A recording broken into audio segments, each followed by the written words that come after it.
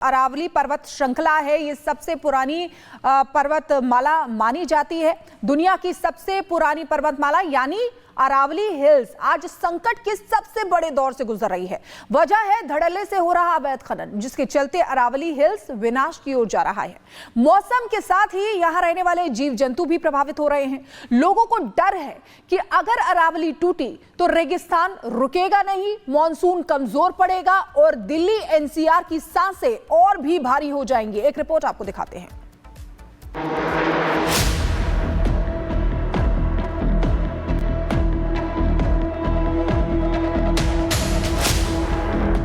ये स्थिति आने पीछे पहले ही हमारा जीवन नष्ट हो जाएगा। आने वाले समय में इतना हो जाएगा, पीने का पानी भी नहीं मिलेगा।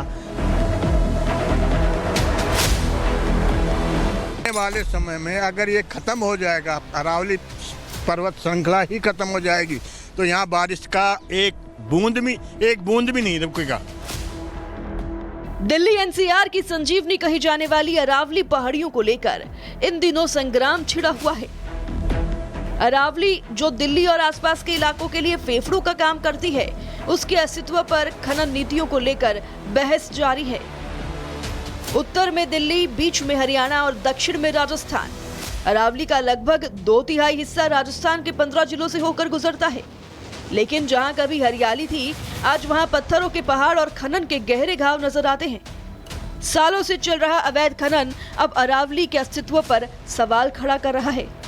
हाल ही में सुप्रीम कोर्ट के एक फैसले ने इस बहस को और भी तेज कर दिया।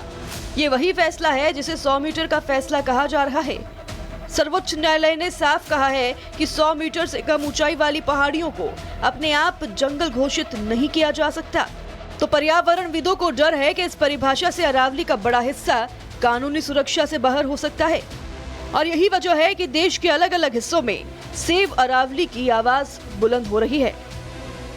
मेरे पीछे आप देखिए, ये अरावली पर्वत श्रृंखला की एक तस्वीर हम आपको दिखा रहे हैं। ऊपर एक मंदिर है और यहाँ लगातार अवैध खनन हो रहा है। इस वजह से स्थानीय लोग यहाँ पर धरना प्रदर्शन कर रहे हैं। उनकी कोशिश है कि इस मामले पर सरकार प्रशासन की तरफ से संज्ञान लिया जाए। एक नाराजगी भी है, लेकिन इसके साथ आने वाली पीढ़ियों के सामने क्या चुनौती होगी, उसे लेकर उनके अंदर एक दर्द भी है।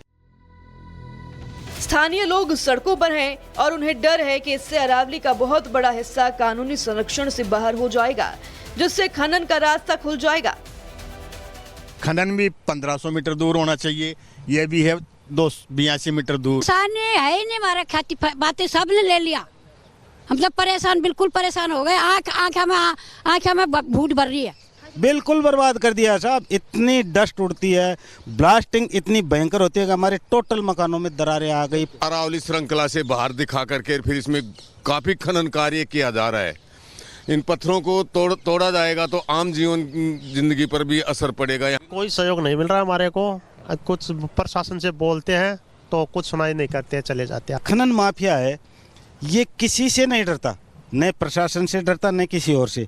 प्रशासन आता है, हमें आश्वासन देता है, माफिया पहुंच जाता है, फिर वो वही शांत हो जाता है। तो वहीं केंद्र सरकार का कहना है कि अरावली को लेकर भ्रम फैलाया जा रहा है, लेकिन पर्यावरण विशेषज्ञ अब भी चिंतित हैं।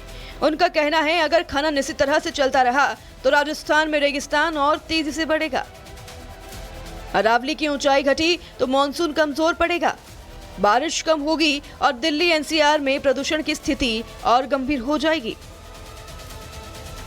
अरावली पर्वत श्रृंखला अगर हम समझे पूरे राजस्थान या फिर हम हरियाणा को लेकर देखें तो ये मुश्किल उन तमाम इस पूरे बेल्ट में है जिसके आसपास गांव है, जिसके आसपास एक बड़ी आबादी रहती है और इसका एक बड़ा असर कई राज्यों पर पड़ सकता है। जिस तरीके से लगातार यहाँ पर जो तस्वीरें बदल रही हैं, उसका एक ह्यूज इम्पैक्ट आप कह सकते हैं कि वो आने वाले वक्त में सामने आ सकता है।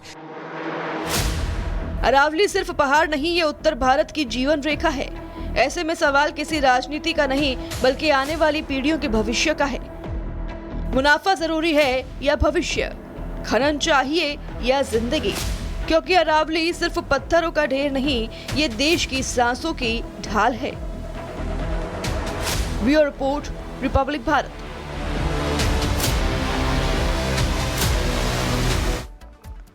दरअसल अरावली पर्वत श्रृंखला करीब 650 किलोमीटर लंबी है, जो आपको बता दें कि देखिए मैप के जरिए आपको दिखा रहे हैं, गुजरात, राजस्थान, हरियाणा और दिल्ली तक फैली हुई है ये पर्वत श्रृंखला, 650 किलोमीटर लंबी।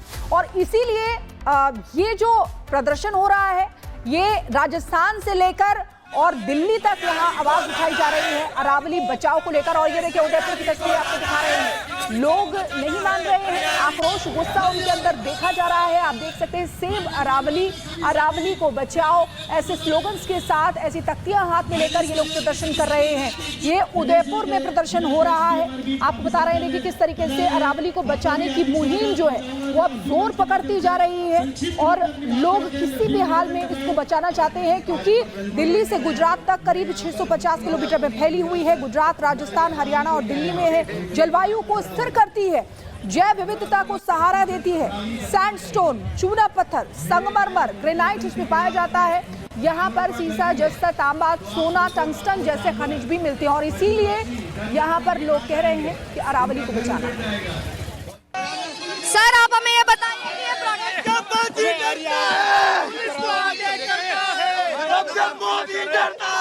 गिरफ्तारी करें,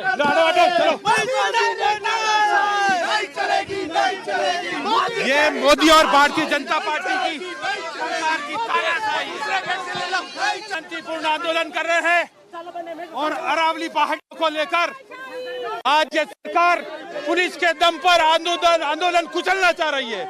ये मेवाड़ की जनता इस सरकार को और केंद्र की सरकार को कभी माफ नहीं करेगी। अरे कितने जेल अरे कितनों तक के रोकेगा ये नरेंद्र मोदी, कितनों तक को जेल में डालेगा।